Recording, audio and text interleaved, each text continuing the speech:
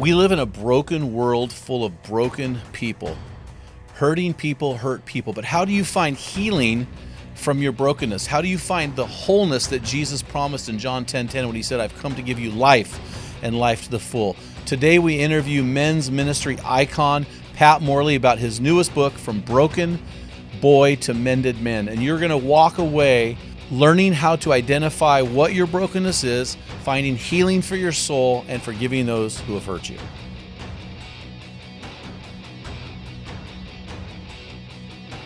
I'm excited to bring our guest on today, Pat Morley. Pat lives in Winter Park, Florida with his beautiful wife of 50 years, Patsy. As a young husband and entrepreneur, Pat was desperate to find meaning and purpose in life. And after thinking, there's got to be more to life than this, he started a Bible study for men in a bar.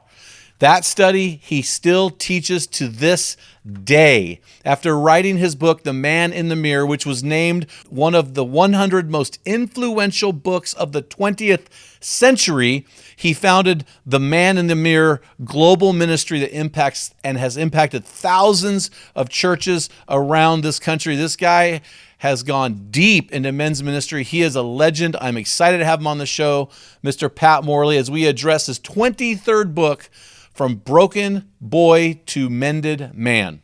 His author name is Patrick Morley, but because he lets me call him his friend, I'm going by Pat. So if you hear me say Pat, it's the same guy I'm looking at on the screen. It's an honor to have you on the call today, Pat. And I just want to say this. You know, going back to the days in my early 30s when I was trying to figure things out, and the Promise Keepers and your book, the Man in the Mirror, you have impacted not only my life but hundreds of thousands of men around the world. You're still doing it today, and I just want to, on behalf of all of us guys who've been trying to figure it out, and you've helped guide us to where we are, thank you. Well, you're very welcome, and thank you, Jim. It's such an honor to be on your show. I've been thrilled to see the progress that you've made, the way that God's favor has rested on this podcast. It's a beautiful thing to watch, and I know that's happening because you've worked hard and you're faithful, but also God has been really good. Oh, I appreciate it. Yeah, I didn't need good leadership in this ministry. I needed a miracle, and God gave it to me. And so, in our interview with you about a book you wrote probably 4 books ago, because you're on book 23, The Christian Man. Guys, you got to go into our archives, pull that out. Man, what a wonderful book. And we still have not interviewed you on your book, The Man in the Mirror, which is in the 20th century was viewed as one of the top 100 Christian books written. Yeah, how about that? I know. Wow. We got to get you on the show and talk about that one. Yeah, that's still my number one book too. Oh man, yeah. So anyway, but it's just Although I think this book has a chance to go beyond that one. So the one we're going to talk about today. Well, yeah, so we're talking about From Broken Boy to Mended Man, and this book, the introduction of the book, you had me hooked, because a lot of guys talk about woundedness and brokenness, and you were this high level entrepreneur, and I didn't know your story. And when you started unfolding your story in this book, I thought, oh man, I'm in. Why don't you give us a little bit of backstory as to your childhood and why you wrote the book, why it took so long to finally write the book? There's a lot going on into this book. Yeah. Well, so guys, if you're listening, so I grew up in a Christian home that didn't know Christ, if that makes any sense to you. My dad, this story starts 100 years ago, but I won't take 100 years to tell it. But in 1926, when my father was 4 years of age, 2 years of age, the youngest of 4 children, his father abandoned the family. So my dad grew up in a home with a single mom.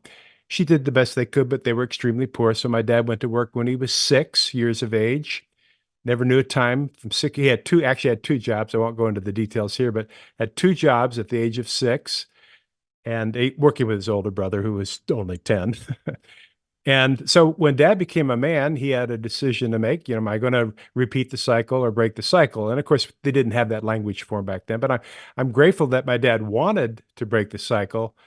But net, what it meant to be a man, a husband, a father, or a godly man, husband, and father was not exampled to him.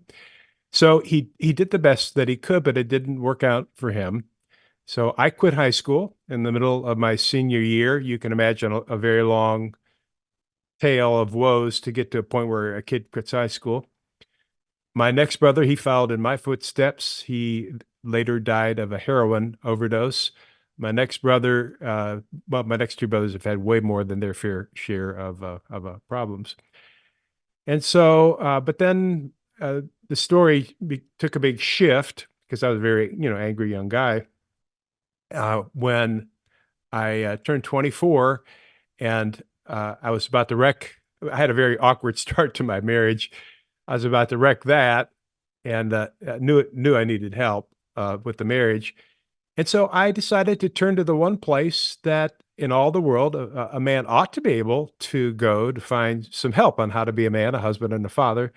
I one morning took my wife and I reached out for the front door of a church, and what a sacred moment that is when a young guy screws up his courage to do that. All the mothers, grandmothers, and aunties that have been praying sometimes for decades for that to happen.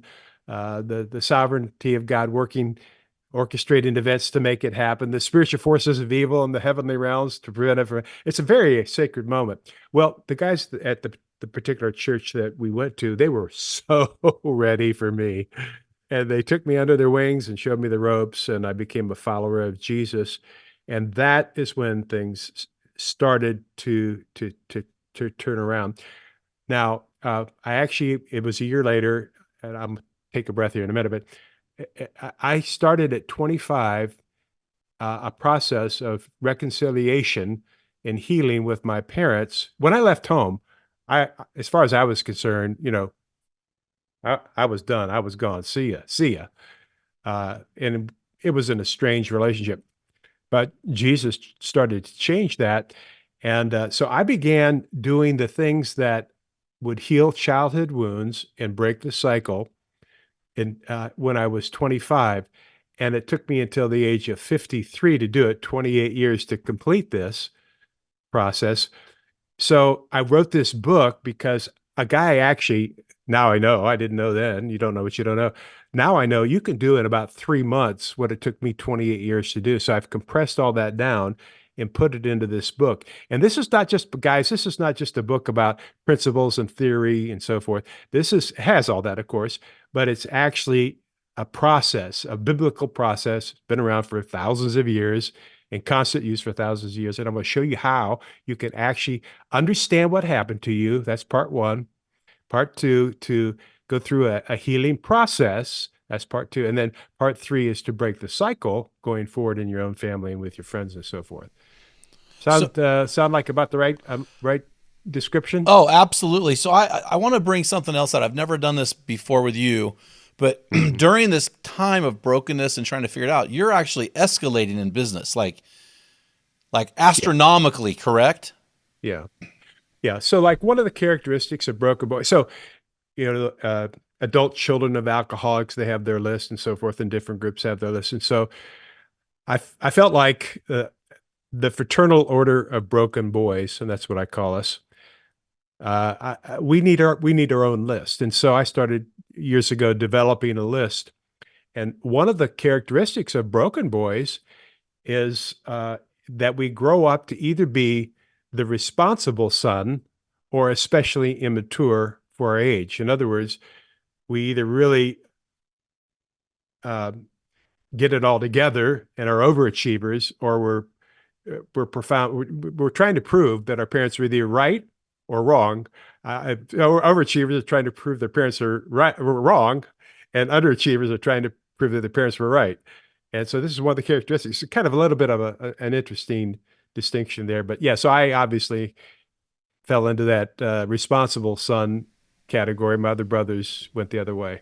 And in your book, I love what you wrote in your book, because so many of the resources I read talk about, hey, I'm the hero, do what I tell you. But your book is different. You said this. You said, quote, "I'm offering to guide you as someone who's walked the path already through this time-tested process." And then you continued, you can control your life. You can find healing starting now. So I love how you come at it as, I'm not the star of the show. I'm just the guide, guiding you. And you talked about in your book, and I would agree with this, what is it, 50 to 60% of families end in divorce. And you had offered a statistic of 70 to 80% come from dysfunctional homes. Right. And I would agree that it's that all day long. So we have a lot of young men and older men growing up who have been, I like to say, wounded or they're broken. And so we need to find healing for these guys. So let us help us to explain this quote. And you talked about things that a child needs to be whole and not broken, which if 70 to 80% are from dysfunctional homes, we have a lot of broken men out there. You said this on page 23, you said to thrive, children need love, structure, roots, and wings. I've never heard that before. Can you Yeah. explain that? Yeah, so I'm a systems theory guy, so I'm always looking for taxonomies and ways to put things in. So and that little taxonomy took me, about 3 decades to put together. But so yeah, so but the idea is that every child, parenting is a sacred honor and privilege to build into the life of a child uh, the things that are the result of like self-confidence and knowing having something you can do well, a sense of meaning and purpose, identity, all these things from by putting together the right cocktail of love, structure, and then you can give too much structure, not enough, and I talk about that in the book, the results of that, and then roots, and that's the grounding, then the wings, that's the helping them to be grow to be independent on their own. So if you're listening and you can say of your parents, my parents were affirming or my parents were encouraging, then that means that you probably have the right cocktail of love, structure, roots, and wings. But what if you can't say that? Well, then you probably didn't, and you might say one or more of 7 things. And I have about a page and a half on each of these in the book. That's the nice thing about being a men's author. I don't have to spend 30 pages to say what I could summarize in one. Uh, and so, but might say, my parents were passive. I would say that of my parents, uh, uninvolved. Signature story of my childhood is that I guess my parents didn't come to my little league games. Um, but one day they decided they wanted to come. And so I begged them at about the age of 10 not to come to the game until I was in tears. And finally they said, "Oh, okay, okay, we won't come." And then I threaded my baseball glove over the handlebars and cried for the entire 8-minute bike ride to the Little League field because they were not coming. Did I want them to come and cheer for me shamelessly? Of course I did. But my counselor, when I was 53, I went through counseling. That's what finally concluded this 28-year process. My counselor said that a little boy can't stand the thought that they're not precious in their parents' sight, that they're not the gleam in their mother's eye. And so we build up these stories. And so that I don't really want you at my game. My counselor said that at a very early age, I made some kind of a vow. Well, if you don't want me, then I don't want you either. Or if you don't need me, then I don't need you either. So that created that whole dynamic was created by me saying my parents were passive. So that's just one. Now, I won't go into so much detail for the other 7, but let me give them to you. Yeah, I'm looking at them right now Are you? on Okay, page good. Yeah. So 29. Yeah. yeah. So my parents were passive. My parents were absent. So maybe by uh, death, divorce, addiction, or who knows, maybe just workaholics chasing the American dream. We're not around. My parents were permissive. When we were dating, my wife said one day, she said, I think your parents gave you too much say. Oh.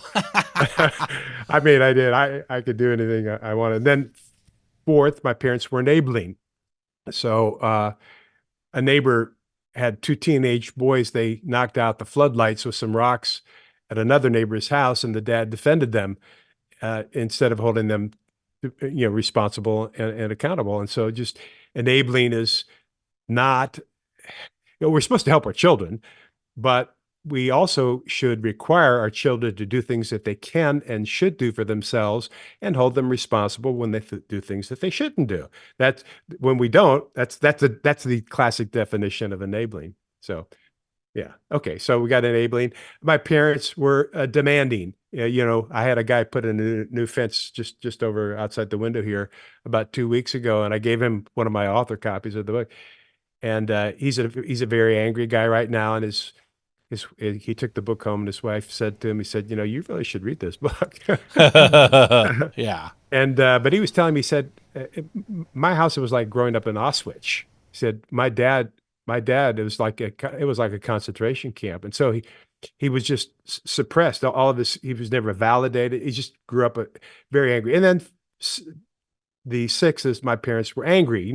Maybe you've had to walk around on eggshells your whole life. You never know what's going to set your parents off or when, or maybe one or both. And then finally, my parents were belittling. If you would say my parents were belittling, they would make snarky remarks. Maybe they make fun of body parts, or make jokes at your expense and at family gatherings and things like this. And I've got one guy at 68 years old now who's been reading the book, and he's still crushed today because of the belittling remarks Hmm. by his mother growing up. And so these are real wounds. Well, it's really interesting, and this is what I really appreciate about your book is you spend the front part of it identifying, hey, here's where I might be broken, here's where I might be wounded, here's where I might need healing, but you really seamlessly flow into, well, here's how you fix it. Here's how Yeah. because I think it's pretty clear we're all sinners. But more than that, we're all broken in some way. I think we all bring brokenness to the table. So let's identify it and let's move on. And even as you're going through your list right there, I'm like, oh, that was my dad. Oh, that was my mom. See, my parents divorced at 13 when I was 13. So Oh, I had a very permissive mom and a very demanding dad. And so as yeah. an adult, I sifted through this. I thought, okay, why do I have to perform? Why do I never feel like I'm good enough? And so I had to work through this stuff, which Mm. has really been affirming to me as I've read through the book.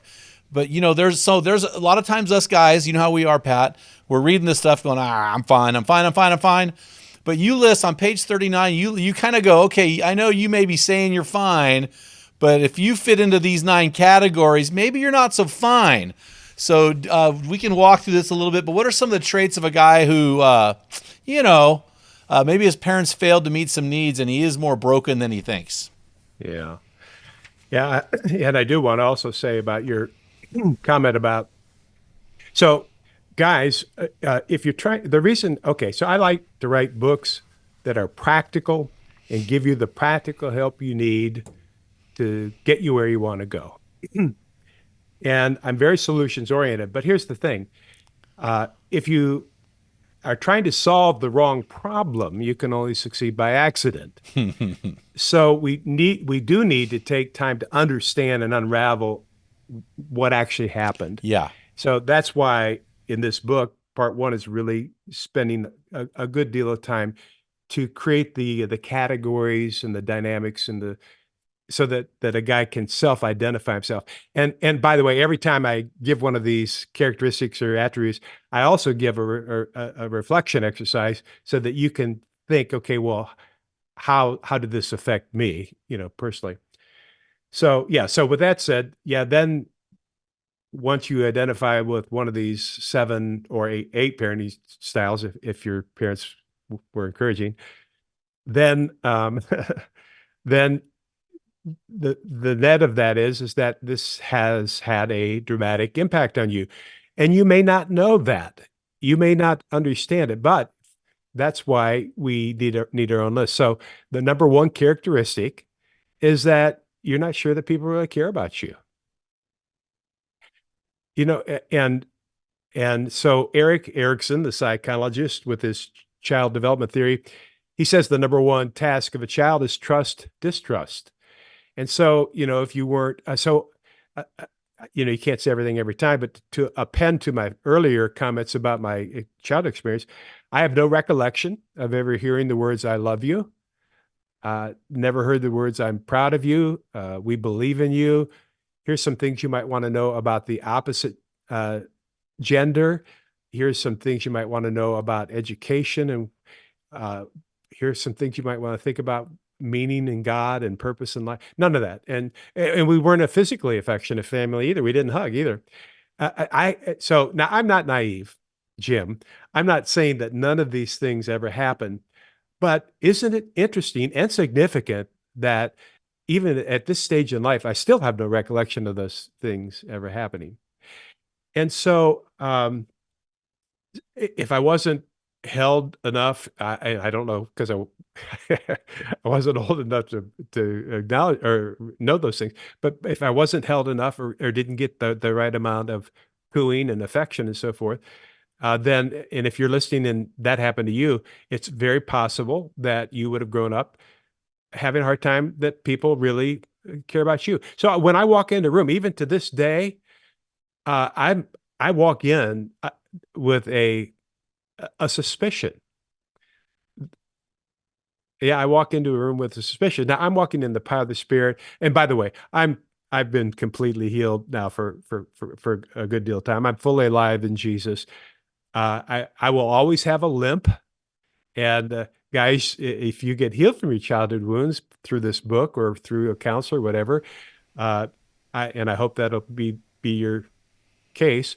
That doesn't mean that you won't still have a limp because the some of these things have been around for a long, long time, and well, you get the picture. Yep. Yeah, for sure. For sure. Mhm. Yeah. I mean, this list was really good. Like you are oversensitive and often misread what people intend. Hey, stop talking about me. Yeah, I know. What? You're easily angered. That would Yeah, describe, I would say, me as a parent. yeah, So these are some of the things you. I mean, speak to any of these if you want to. You're not sure what healthy male behavior looks like. yeah. That's probably one of the bigger ones, right? Yeah, Especially if you've grown up without that good structure, good loving structure. If your parents didn't have a vision for what they were doing, if they were just kind of going through the motions, and then especially if your dad, like my dad, I learned some really incredible things from my father.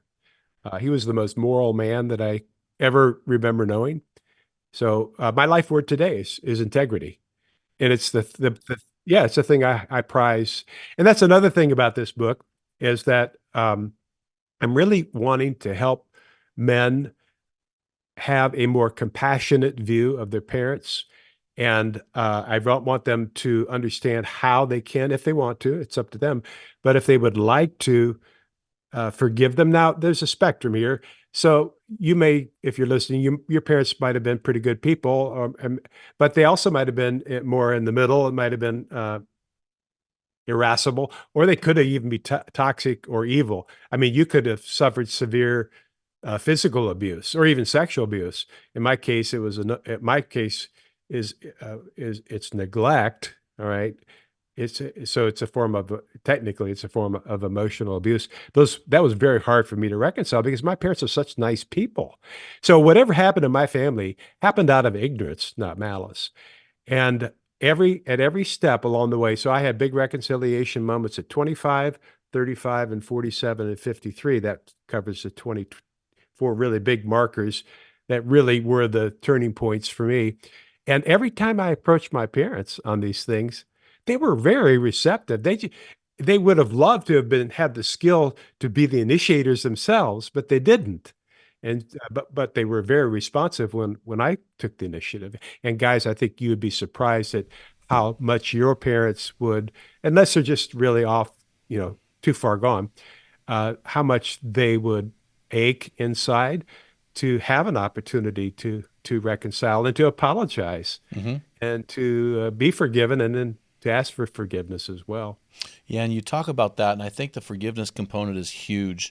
I'm going to run down this list of 9 real quick and see what you say. So the next one is number 5. Number 5 is you're insecure and need constant reassurance. So that's always been an issue with me, probably for most overachievers, right? Mm. And Um, it's also true that anybody who's had belittling parents in particular, but also angry and demanding parents, and any parent that is putting down their kids or having high requirements for conformity or yeah. performance in order to make your parents happy or avoid their wrath, they're very likely to suffer from that one. And then the page and a half or whatever it is in the book that I give great descriptions. Well, I say they're great, but others might not think so. I thought they were pretty good. Descriptions of So I teased that out so you could have enough information to be able to identify with that. Yeah, I thought this was really good. I mean, my parents went through divorce, and I would say I'm very close to both my parents today. However, they are not perfect people. They are also bringing their brokenness to the table. And in my maturity, I've had to acknowledge that. But I also had to acknowledge, hey, there are some things on the, and I'm being open and very vulnerable with my audience here. So Good. the next one you have is you've got dramatic mood swings. You don't know why. So I've done that as a parent. So I've made, that has manifested in my marriage and my parenting. The next one you had, number 7, is you're either the responsible son or the immature one for your age. So I was the hero, right? Mhm. Number 8, you can't get rid of the negative voices in your head. I had no problem with that one. Just the opposite. And then number 9 is you've cut yourself off from family members emotionally or physically. So these are the 9. So guys, if you're listening and any of those describe you, this isn't about you moping around talking about how wounded and hurt you are. This is about you saying, hey, this first section of the book identifies, hey, where am I not whole and where am I not my best version, so that I can get there, right? I mean, Mhm. that's what the book is about. That's exactly what it is. Yeah, I mean, in life, I tend to sometimes want to oversimplify things, but I think the choice is, do you want to be a victim or a victor? Yes. Yeah. Yeah. Well, I'm gonna take 2 quotes that are about 40 pages apart here. On page 23 and page 69, you said something that were very similar. I'm gonna read them. You'll need to get your head around what went wrong. I mean, I just think that's the bottom line in our lives, right? We're problem solvers, we're fixers, we're men, we're conquerors. So you need to get your head around what went wrong, because if you're trying to solve the wrong problem, you can only succeed by accident. Then you continue on page 69. Healing is not about pain. Acknowledging it's there, identifying it's where it's coming from, and then knowing how to face it, grieve it, accept it, and take control and heal. So that's what it's about. It's all about, did I say not about pain? It's all about pain.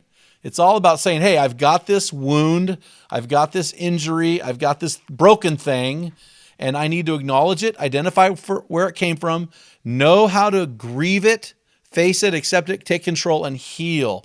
So when we're going through this stage here, is that the first step, the identification step? What's the first step? So, what you've given there is a summary of part 2 of the book, essentially.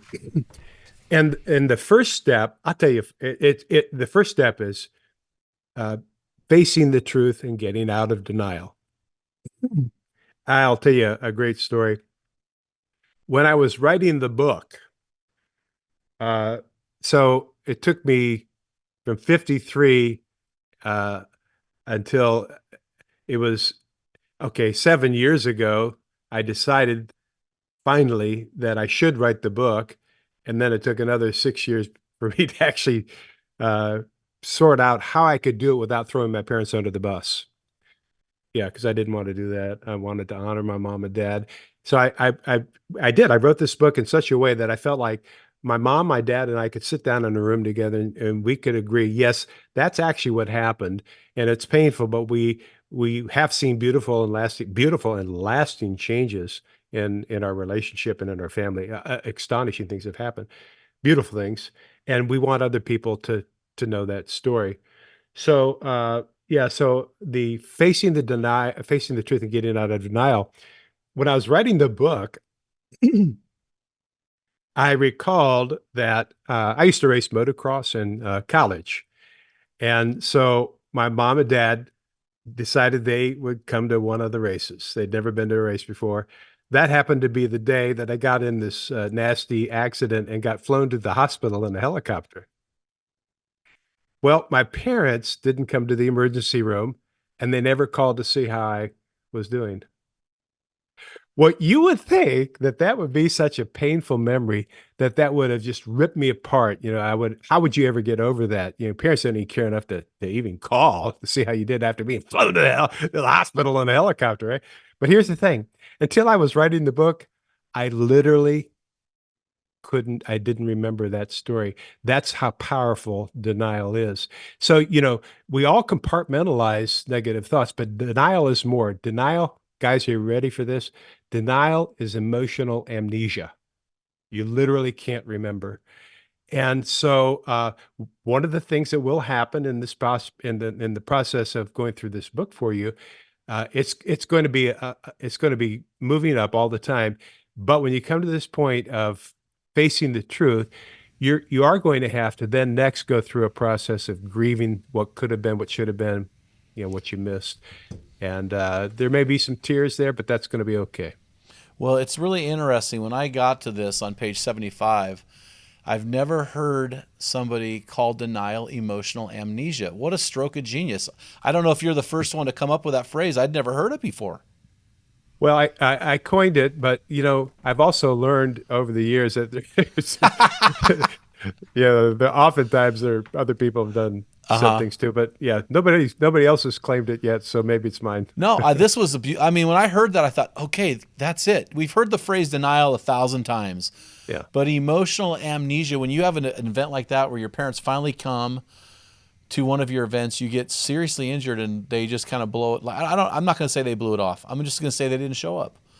That's yeah, just an objective way. And then when you talk about grieving what's missing, can you walk us through that a little more? yeah. So, denial is forgetting, grieving is remembering. That's it.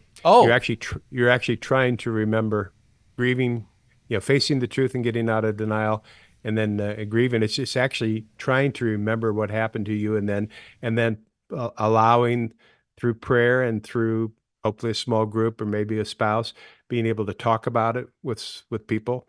Sometimes you may need to go to a counselor if what you uncover is uh, something that's so radical that traumatized it makes you feel like you're in trauma all over again.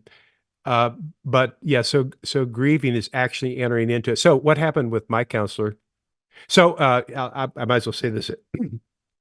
So when I turned 53, my mom died. I didn't feel anything. I wasn't sad. I didn't cry. I didn't miss her. I thought that was pretty strange because at that point we were talking. We were talking. We were saying "I love you" to each other and things like that. So I made an appointment with a counselor, and over 8 sessions, she helped me grieve and understand and put into words the father and mother wounds that I'd never been able to articulate. And so she said, and so she started talking about, I believe that you're the product of gross abandonment. And I wanted to get up and strangle her. I said, you don't know about my parents. And then I defended my parents. But anyway, after a few sessions, I finally began to understand. Well, one time she said, "I believe that you are the product of gross abandonment," and then I said, "My mom made me a cape when I was the king of my sixth grade class. She dyed it with her own hands. She dyed a sheet red and put and sewed gold fringe around the road. That doesn't sound like gross abandonment to me." And so she says, "Well, maybe she just liked the idea of being considered a great mom." So anyway, I said, "What are you doing here? You're trying to rock my world." Well, she did. She said, "Look, you have been the product of gross abandonment and neglect, and you've been abused, and you need to face that truth, and you need to grieve it." And so she said this, and I'll say it to the guys, and I say it in the book as well. I want you to go, and uh, uh, I want you to remember, and I want you to grieve. And I want you to have a good cry. And then she said this, I don't want you to manufacture feelings, but I don't want you to try to avoid them either. And so I made notes. I don't know why I was doing it at the time. Well, I write everything down. I journal extensively. So I wrote after every session, I went away and made copious notes about the sessions. And so I did. After that session, I went away and I asked questions like, well, why didn't my mom and dad, why didn't they come to my games? You know, and when our children, we lived in the same town. When our two children were growing up, why didn't they ever invite our two children for a sleepover? Things like that. And then, and then I got down to after 6 or 7 or 8, 10, I really started to feeling the emotion. And then I was writing down one of these notes, and I actually put it in the book somewhere. I was writing down one of these notes about why didn't my parents do that? And the tears came. And I was able finally to have that good cry. I didn't manufacture it didn't have to manufacture that, but it happened. And it was like this incredible cleansing process. And the Holy Spirit was, vivid and present. And that was able to get me to the end of the grieving. I was able to actually have a prayer. I think I repeat the prayer in the book as well. My prayer. Everybody would have their own, of course. Yeah, well, this is really good because as I process this, I went through a process similar just by default. I couldn't attribute it to my parents. I just said something's not right with me, and I need to figure out what it is. And through a process, I was able to uncover some things to get me to the next level. And mine revolved around peers and then parents. But you talk in your book about something I think it is so powerful. And again, I think you might have coined this for the first time. So let's talk about You heard it here first, I folks. know, buddy. I'm telling you what, unilateral forgiveness. Can you Hmm. talk about that and how important that is once we get past the denial and grief stage? Yeah. Yeah. So I do like this term, unilateral forgiveness. So Jesus actually teaches unilateral forgiveness without respect to what the other person does. Now, that doesn't mean that there can be a reconciliation unless there's some uh, sorrow on the other person's part, and they meet you halfway. But Jesus did not say, "Forgive us our sins as we forgive those who have sinned against us," provided they come on with a humble heart and bowed knee and beg for forgiveness. Yeah, it's unilateral, and that's elsewhere in Scripture too. So, as I was beginning to understand, well, what happened was when I turned 25 years of age, I'd been a believer for a year, and my parents invited my new wife and I, to come to Thanksgiving dinner. My brother had been off to war, and the family had not been together for several years. We were that family growing up, Jim, that had grace before meals, but we would do it like this. We'd do it like this. God is good, God is great, and we thank him for this food. Amen. Shame on you. That was it, that was Yeah, it. yeah, yeah, yeah, yeah. So we're all out there. I'm the oldest of four boys. All four boys were there. My brother was back from war, and my wife and my mom and dad. And we were sitting around the table, and my dad said, "I'd like to pray today." And he starts out, he said, "Lord, Mom and I would just like to say thank you." And then he started blubbering and excused himself from the table, went into the bedroom. I went in after him. I said, Dad, is everything all right? What's the matter? Are you okay? And he said, "Yeah, I'm fine." He said, "Just that's your mother and I. We never thought we'd ever see our four boys together again." And something softened in me that day. And because Jesus had forgiven me unilaterally, I made a decision that day that I was going to forgive my parents. Now, I didn't have any of the tools and the ideas and resources that are that I put together in the book, because I was just a kid myself, right? Just getting started. But it did change the dynamics of the family. Now, I didn't hear the words "I love you" until I was 35, and that's another story. But anyway, at that point, I did unilaterally forgive my parents, even though uh, I, I'd never had an apology. It felt too awkward to actually. I was not equipped to talk about it. One of the things I do in the book is I equip guys to have awkward conversations with their Yeah. parents if that's what they want to do. Well, I ended up writing a blessing letter to my dad. I wrote a letter Hmm. thinking about all the good things. And that was a game changer for us. Just say, you know what? Yeah, I know you're not perfect. He had a lot of regrets, but hey, you are a great dad. Here's why. And I think that was I think forgiveness, in 1 John 1:9, the Bible doesn't say, if we confess our sins, he is faithful and just to forgive us all our sins once we fix our lives. It doesn't say that. It's unilateral. And I think a lot of times in the church, we don't take Luke 6 to heart. Pray for our enemies, pray for those who persecute you, bless those who hurt you. And I think, when you talk about unilateral forgiveness, that might be a missing link that we aren't telling men and women who have been hurt. Yes. But I think it's also, yes, exactly that. Forgiveness is the elephant in the room. Yes. It is. It's the elephant in the room. Now we're you know the idea is you may have some things you need to own Yep. too. Yeah. Yeah. Uh, uh, in telling any story, the tendency is to make ourselves the hero or the victim, and the other person the villain. And I think this is especially true when we start talking about our parents. So I'm going to help men think that idea through and show them how they can guard against that, and then make this unilateral forgiveness. Now that doesn't mean I also will show guys if necessary. So, like if you have parents that come over to your house and they say insulting things to your wife and make jokes about your kids, maybe body parts or something like that, and then I show you how you can warn them. That this we really can't have this kind of language. I can't allow this to continue. And so if you keep doing this, then we're going to have to set a boundary up here. And I show guys how to do that. So that may happen, but that doesn't mean you can't still forgive them unilaterally, because this is the Jesus way. Well, okay, I have a question. So step 4 talks about making amends. Yeah. If my memory serves me correct, does that mean I need to go to my parents? Let's say it's a parent who hurt you and say, hey, or is it me just saying, hey, this is where I'm coming from, and just talk through it? What do you mean by making amends? Okay. So first of all, there's enough complexity in that. Yeah, So Jim, I know.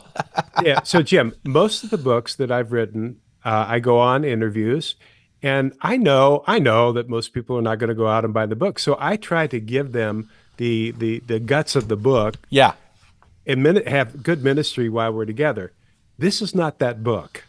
You No. actually, this book, you actually have to do the book, not Yes. just, yeah, you have to do the exercises and everything. And so this making amends thing, it is complex in one sense, but it's also simple, you in another sense. And I'm going to show you how you can identify and own the ways that you have weaponized your childhood wounds. And so and then I'm going to show you how you can have an awkward conversation with your parents. I'm going to show you how to start an awkward conversation with your parents that'll just completely diffuse the.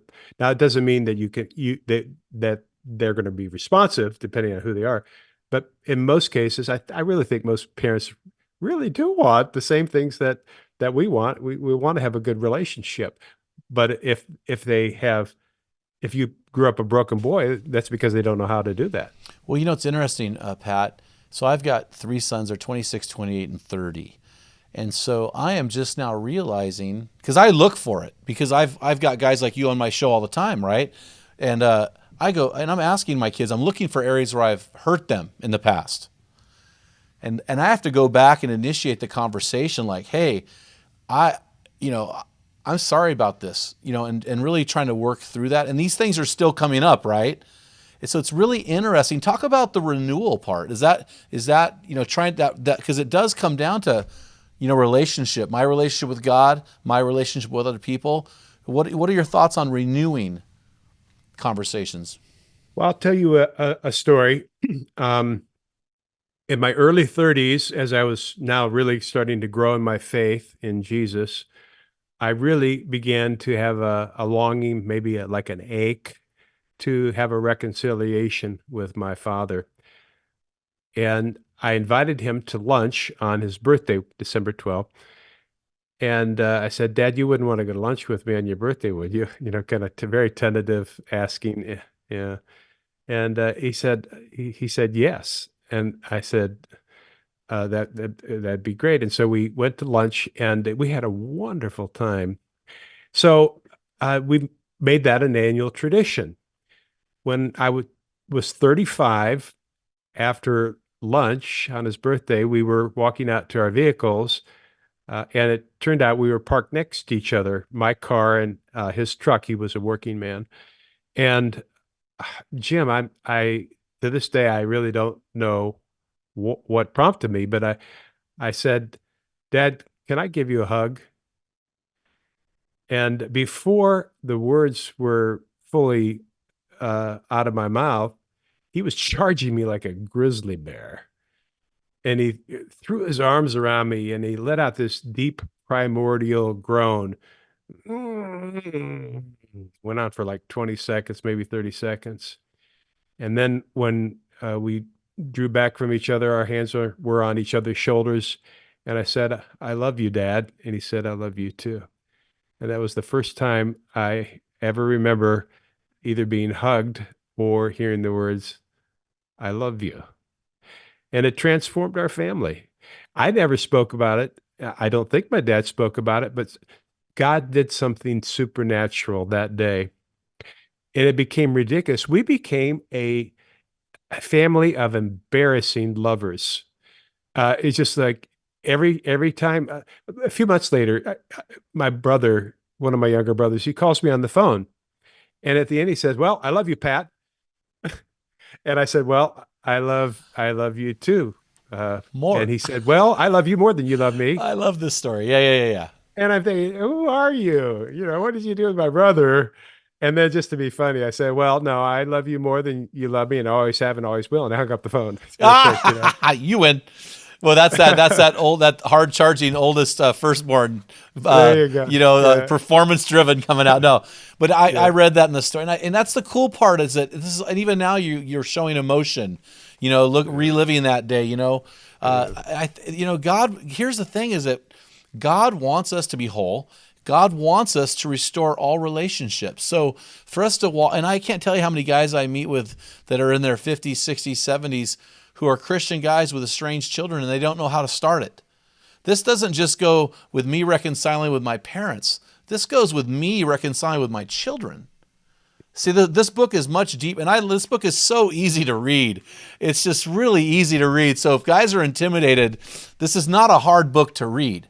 It's very easy and practical. I really appreciated this. So, the hard part when we do restore these, do the best we can to find wholeness for us, we're still dealing with potentially, broken people who are still broken. So how do we renew our relationship, walk in forgiveness, grieve, deny, go through all the processes. But what if that person on the other end just doesn't understand and are still kind of breaking or breaching those guardrails we've set? How do we set healthy boundaries? Yes.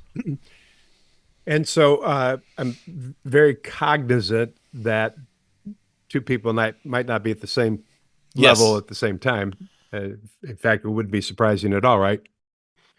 So I show you in the book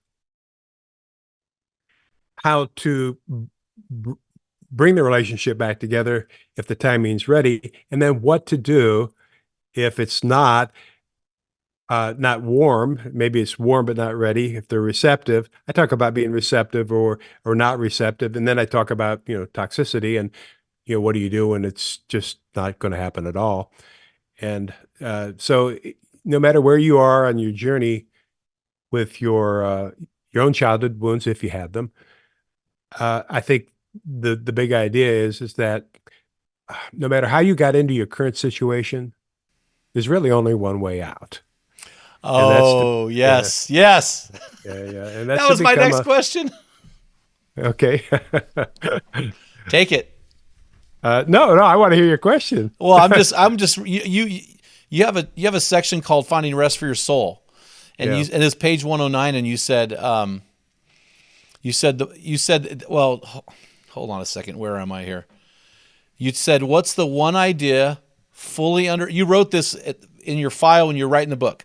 What's the one idea fully understood and fully believed that would change everything?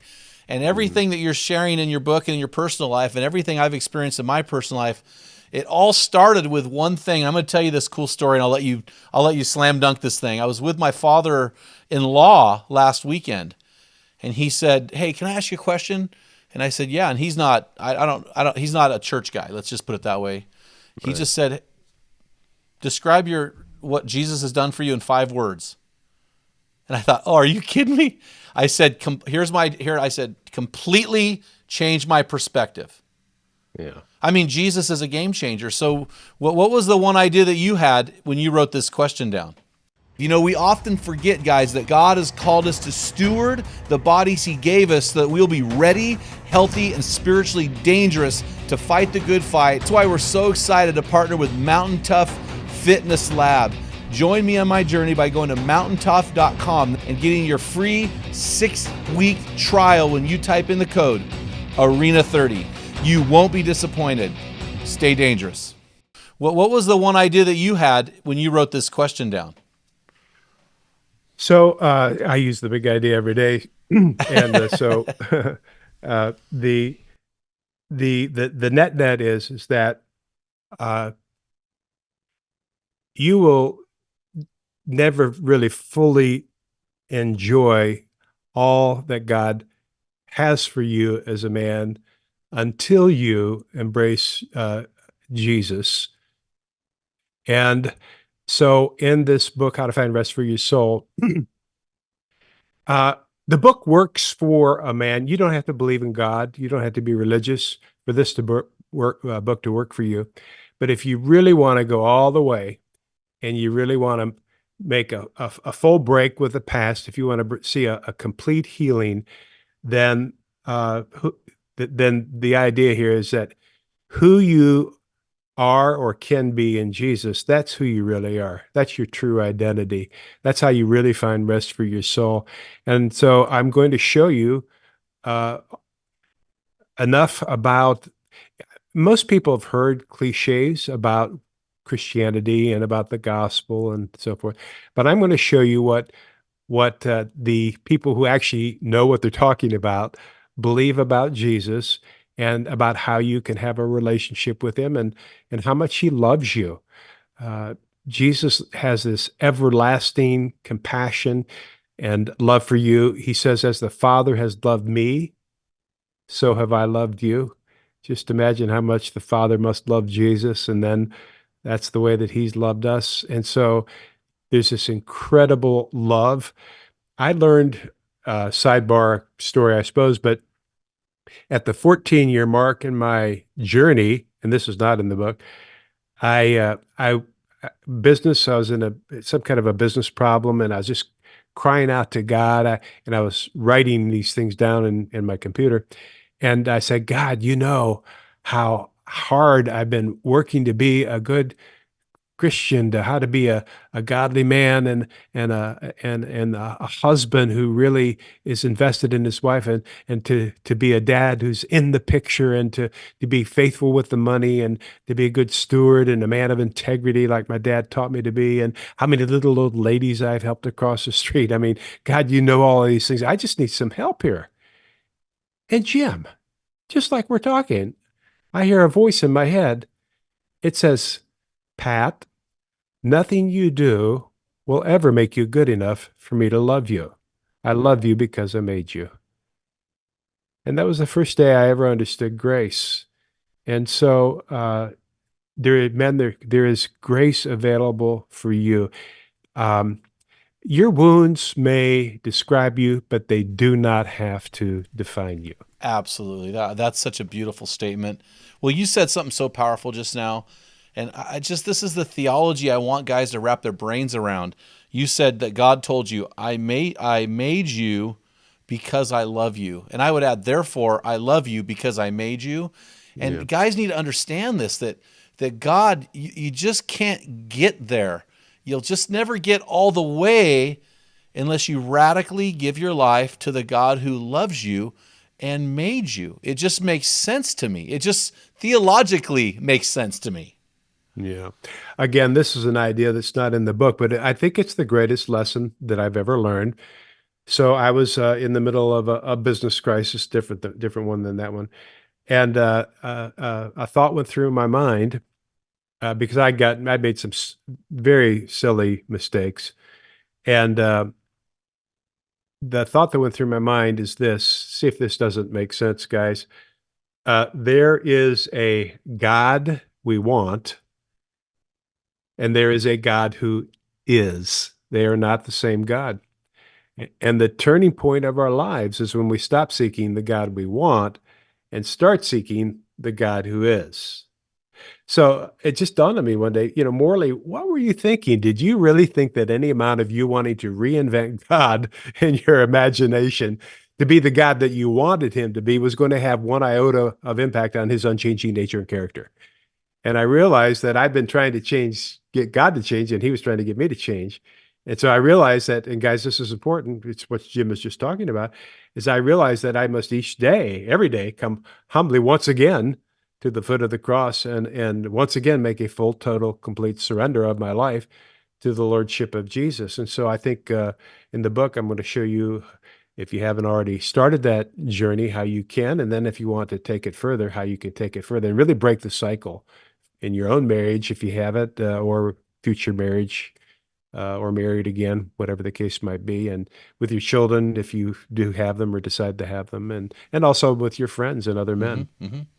Well, this is so good, and this book is so rich, and we're actually going to upload this on Friday because we want to get this out to men. And it's so interesting that we have Easter on Good Friday is Friday, Sunday is Easter, but April 1st is what I call National Atheist Holiday. Psalm 14:1 says, "The fool in his heart says there is no God." So guys, listen, if you are a functional atheist, you're a guy calling yourself a Christian, but you haven't radically given yourself to the God of the Bible, not the God you've made up, I want to encourage you to do that soon so that you can find not only healing for your soul and peace for your soul, but that you can become the best version in Christ that God has called you to be. So I'm not going to leave today, Pat, without asking you this.